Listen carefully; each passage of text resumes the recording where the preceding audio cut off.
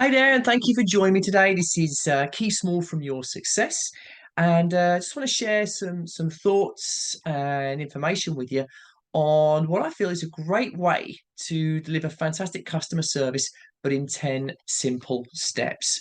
Now, one of the things that you'll find, whether you are a part of a large organization, you're running your own business, you're a personal trainer, um, service is going to be the most important thing that you're able to provide. Yes, the products around it and so on, but what you deliver and how you deliver it is the way that you basically can be remembered.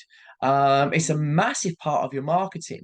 And what you'll find is the better you are at delivering fantastic service, the more likely you are to get clients repeat with you, introduce you to friends and family members, and just make sure that your business goes from strength to strength, all on the idea of delivering the very best that you can. So, what I want to look at to begin with is defining that fantastic service. Now, can you define fantastic? Now, when you're talking about customer service, I believe that you can. Now, we know that customer service is providing customers with assistance. Great. But fantastic customer service is when you have a personalized, respectful, and smooth approach. Okay. That means looking after your customers, understanding who they are, what they're looking for, and making sure they have the very best experience with you using that wonderful level of expertise that you have. Now, one of the most important things is to understand what your customers want and link that to what you can provide. And then make sure you do it consistently, not on the first session, not on the second session, but on the third, fourth, fifth, 10th, 20th, 100th session you deliver, making sure that what you set out to do is delivered consistently. Yeah, makes sense. Because if you're able to do that, that is your defining fantastic service. Here's how great I am. And yes, I can do it every single time because this is what I'm all about. Okay. Now, I'm sure, like me, that you've probably had some experiences which maybe just haven't met up to your level of expectation. Okay. Now, if you have had that experience where you've had a bad level of customer service, it's not gone to plan and nothing seems to have been fixed or rectified, just think about it for a moment. Think about that product, that service, that experience that you've had. Now, maybe the product or services didn't live up to your expectations or what you were told you were going to get. The disappointment can be immense. Yeah. And how you recover from that? Well, can you? Because one of the things that you'll always find is that experience, that bad experience, will be shared with friends, family members. In fact, from what I understand, you're more likely to have a bad experience shared with some gusto than a good positive one. I think the stats kind of go with, I think it's 14 or 15 people be told about a bad experience, maybe two or three about a good one. That's what you're dealing with here. Okay. So think about this. Was it maybe something where you had no response? Maybe someone didn't reply to your calls, queries, emails, whatever it happened to be. Maybe they just didn't follow through on what they said they were going to do. You were expecting one part of a service and it was completely different or didn't materialize at all. Or when you are trying to get things resolved, you feel like you're going from pillar to post. You're getting the runaround. When you've called to talk about a problem or you've spoken to someone about a problem or ask a question, nothing seems to have happened. You've maybe been passed on, you've been ignored. Again, maybe you've been promised something on the follow-up that it hasn't been delivered there. So it all adds to that bad experience. So that service or lack of it will boil down to one thing: a lack of customer service. A lack of customer service usually stems from a lack of customer focus. And it seems many businesses have simply lost sight of who they are and how they're trying to serve and the business they're trying to deliver. Recent experience for me, go to a very well-known themed restaurant. It takes over an hour to deliver a starter. The starter comes out cold. It's disappointing. You've been looking forward to it. So what happens is they go away and they resolve it. Good for them. But by that point, that hour of your time is gone. You're hungry. The food wasn't right. Why did it just come out right the first time? Makes sense? So think about that service or lack of it. That experience is something that you want to avoid. What you want to strive for is the very best of yourself. Okay. Now, one of the things that surprises me, many businesses seem almost bothered by customers these days. And one of the things I found from my earlier career, I remember someone actually saying to me, a senior manager, in fact, this business would be great if it wasn't for the clients. Now, how ridiculous is that? We wouldn't have had a job if it weren't for those clients that he felt were ridiculous. But maybe for him, he felt they got in the way of the task that he was trying to do. But what it all comes back down to is in most organizations, and certainly within personal training, your business is based on your clients. You have to look after them. So here's the thing. If you want fantastic clients, you're going to have to deliver fantastic service. Okay. Now, we all know, we've all had experience where sometimes clients can be difficult, but they are the reason, as I said, that we are in business. Our job is to serve them.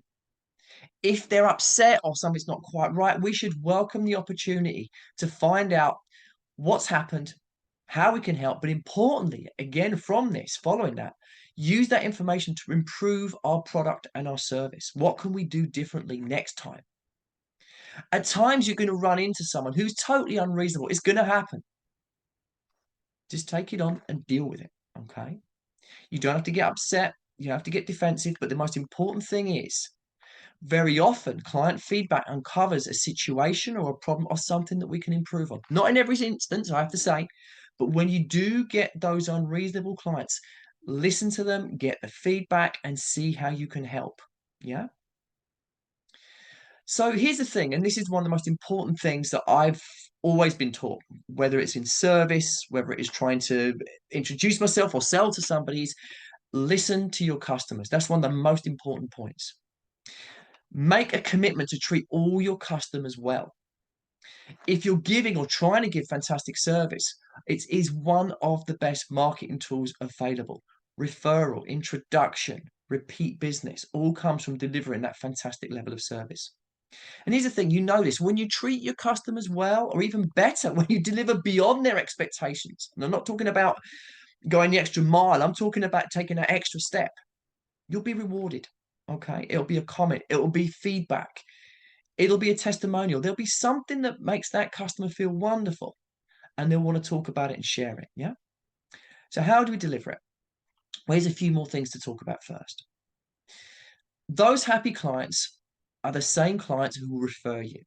But it's also the opposite is true. If you disappoint a client or don't deliver on what you promise, or just plain treat them badly, I'm hoping you never would, they'll tell more people that it didn't work for them. You're not a great person to work with. So you've lost that client, but you've lost all their friends as well.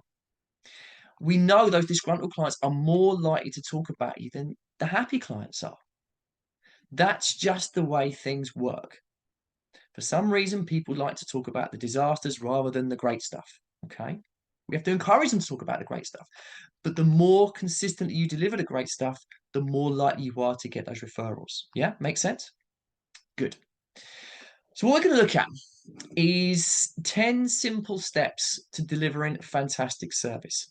Now, these next 10 steps will allow you to get the best from yourself and ensure that your clients enjoy the experience. Yeah. This will build relationships with them, loyalty, and then as a wonderful byproduct will bring you new clients. Okay. So you can watch this over and over if you want to. If you've got a notepad there, great. But these 10 simple steps will help you deliver fantastic service. Okay. So the first step I want to talk about is be accessible. Your customers should be able to get hold of you or communicate with you in some way if there's a question or if they need service. Okay. Now, we're really lucky. There are so many ways that we can provide multiple ways for customers to get in contact with you, whether it's email, phone, social media, in person. There's always going to be a great way for you to allow your customers to contact you.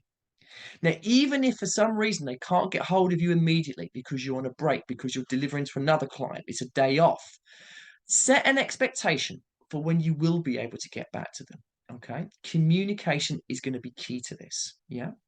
But set a realistic expectation. If it's going to be 24 hours or 6 hours or 2 days or whatever it is, let them know. You may have to change that message if you're taking some time out, if you're poorly or something, but make sure that your communication is on point. Yeah. The second step, linked to number one, is respond in a timely manner. If you can, make it your policy to return all communication with 24 hours. Guess what? If you're able to respond quicker than that, there's your deliver plus one. That is you exceeding their expectations. If you cannot commit to that, then determine what time frame you can manage and let your customers know upfront they can expect to hear back from you within a particular amount of time. Now, as I mentioned a moment ago, you may need to redefine that if there is a change, you're away, or something crops up, just so people know what's happening. But number two, respond in a timely manner. The third step, listen to your customers. Often, when a customer makes contact to complain or to share something, they just want to be heard. In fact, sometimes just listening is all you need to do.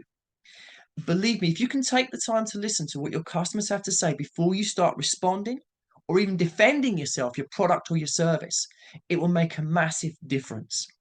Listen, let them share, let them take that point of view, let's share that point of view and that experience with you. Here's why.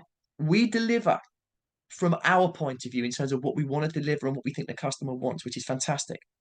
But very often, how the customer takes that delivery can be slightly different to what we imagine it to be. To get that feedback is great. You're putting yourself in the other person's position just for a moment so you can see exactly what's going on before you respond. Listen to understand rather than listening to respond. Yeah? Good. Okay. The fourth step, treat your customers with respect. Now, as you're probably going through, you're probably thinking, well, these are really easy, these are really simple steps. Absolutely. Customer service and delivering fantastic customer service is meant to be simple. It's about consistently following these steps. So, step four, treat your customers with respect. Even if the customer, for some reason, and we have it from time to time, is acting irrationally or being rude, don't lower yourself to that level by reciprocating, by going back to them with the same energy. Okay. Treat everyone with respect. And guess what? You will be respected in return. You will turn that situation around. And here's the thing, you never know when someone's just having a bad day and they just happen to be taking it out on you. We've all done it, we've all experienced it. But what you know from treating that customer with respect, it's very likely after they've said what they've needed to say, they will apologize to you. They will treat you differently, but just make sure that you are as respectful as you possibly be. You can never tell someone's situation until you give them an opportunity to speak. Okay, makes sense? Good. Step five, and this is a big one. Don't get into an argument, find a solution. One of the things that you find when a customer's made their mind up, they will go into that and it's very difficult for them to budge or give an inch. Okay. If you get into a situation where it gets confrontational, it's not going to work. So find a solution. Here's the thing, if you get into an argument with a customer, you can't win. Okay. Because here's the thing, if you do win, you won't win because they're more likely to feel alienated. Okay. You'll probably upset the customer and you've lost their business. Okay. So take their feedback on board. We all know the customer isn't always right. Yeah. But instead of focusing on what went wrong and defending yourself, focus on how you can solve the problem, fix the situation, do it differently. Create a win-win where you both get something. They feel like they've had their feedback listened to, but the win for you is you continue to have them as a client. Yeah? Okay. The sixth thing, honor your commitments. Okay. Now, if you're going to say you're going to answer and respond to communication at a particular time frame, do it. If you offer a guarantee, honor it. Nothing spoils a customer relationship faster than being promised something and not getting it as promised. Okay. You'll get positive feedback and referrals from clients that will always remind you just how important this is. So be realistic about what you're committing to. Okay. Trying to do something because it sounds great isn't going to work. Being able to commit to what you can deliver, again, there's that consistency that builds up an expectation, and customers will be grateful that what you're able to deliver is what you've said you were going to do. Yeah, really simple, but really important. Step seven, which ties into it, do what you say. If you're saying you're going to call someone on Tuesday, call them on Tuesday. It's as simple as that. If you've got a 10 o'clock appointment, there you are ready to start at 10 o'clock. Yeah. If you want your customers to trust and believe you, you have to follow through and do what you say. Again, really simple, really important. Sometimes when you get a little bit casual or you get to know people, you kind of think, well, maybe I can just kind of be 5 minutes shy or I'll call them tomorrow. Absolutely not. Do exactly what you say. That builds an expectation and people are looking for you to deliver that consistently. Yeah, that's where fantastic service comes from. The eighth step, focus on making customer relationships, not sales. It's really easy when you are starting out or there's a particular time of year and you want to see an increase in your income and revenue that you think about, right, I've got to get to the sale. But what you miss out on is that long-term relationship, that level of trust, that client wanting to come and work with you for a regular basis for a long time, but also bring their friends in. The long-term success of your business rests on your ability to make long-term customer relationships. If you sacrifice relationship to make a short-term sale, you will have short-lived business. Okay. This all ties in with timeframes, doing what you're going to say, delivering on your promises, etc. Make sure you focus on relationships with people. Get to know them, who they are, what they want, match your services to them, because then you're going to build a relationship, not just make a sale. The relationship will bring the sale. Yeah. Fantastic.